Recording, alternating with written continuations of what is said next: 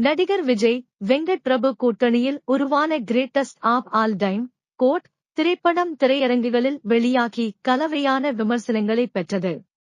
இத்திரைப்படம் Netflix OTT தளத்தில் நாளை மறுநாள் வெளியாக உள்ளது. கோட் படத்தை தொடர்ந்து விஜய் தனது கடைசி படத்தில் இயக்குனர் வினோத்துடன் கைகோர்த்துள்ளார்.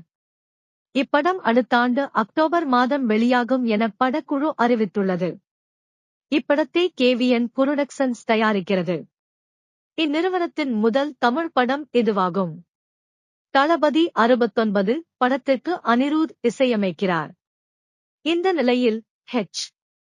வினோத் இயக்கத்தில் விஜயின் கடைசி திரைப்படத்தில் நடிக்கவுள்ள கதாபாத்திரங்கள் குறித்த அறிவிப்பு இன்று அக்டோபர் 1 முதல் அக்டோபர் 3 வரை வெளியாகும் என்று படக்குழு தெரிவித்துள்ளது.